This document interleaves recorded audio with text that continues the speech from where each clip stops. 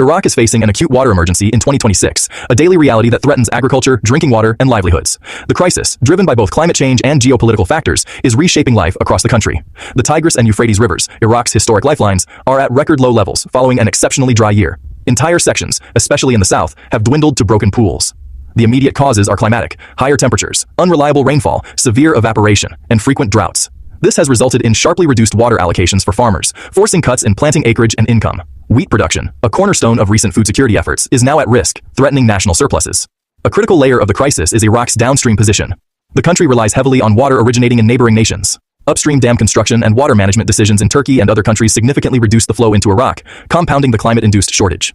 While there are nascent diplomatic efforts, such as a draft framework with Turkey, effective cooperation is challenged by each basin, country's own climate pressures and political constraints. The impacts are widespread and escalating. Both rain-fed and irrigated agriculture are suffering nationwide. Farmers face a dire choice: rely on vanishing river water or drill wells, which often yield saline groundwater, making them useless. As farms shrink, agricultural labor disappears, driving internal migration from rural areas to cities. The UN frames this not just as a food security issue, but a livelihood crisis that fuels urban pressure and political instability. Reduced river flow leads to concentrated pollutants, algae growth, and saltwater intrusion, particularly in Basra. Water becomes both scarce and unsafe, imposing a double burden of higher costs and health risks. Desperate reliance on groundwater is causing rapid, measurable depletion of aquifers, for example, drops of 3 to 5 meters in Basra, trading short-term survival for long-term resource collapse. The government faces a brutal policy challenge: rationing a shrinking supply without destroying livelihoods. Responses include restricting river-irrigated farming and promoting modern irrigation methods like drip systems.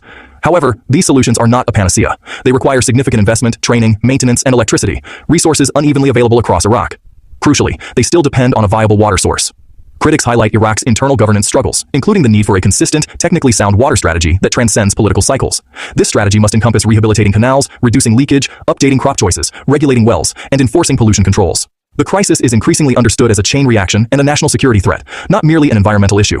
Reduced water affects agriculture, which drives up food prices and causes job losses. This, in turn, prompts migration, straining cities and potentially fueling political tension. Even with global wheat imports, Iraq becomes more vulnerable to price volatility and budget shocks. The consensus is that Iraq must plan for a future with less water. Effective planning requires 1. Making clear choices about which crops and regions can be sustained. 2. Strictly regulating groundwater to prevent irreversible depletion. 3. Pursuing diplomacy with neighbors from a position of technical preparedness. 4. Treating water quality and quantity as inseparable issues. The drying Euphrates symbolizes a convergence of pressures: climate stress, upstream restrictions, aging infrastructure, high demand, and governance limits. Iraq's test will be measured by whether river flows stabilize, rural livelihoods can be preserved, salinity is contained, and regional agreements are implemented. The lesson is clear. While water systems can collapse quickly, rebuilding resilience takes years of sustained investment, management, and diplomacy. Delay imposes an immediate cost on harvests, household budgets, and the basic human right to safe water.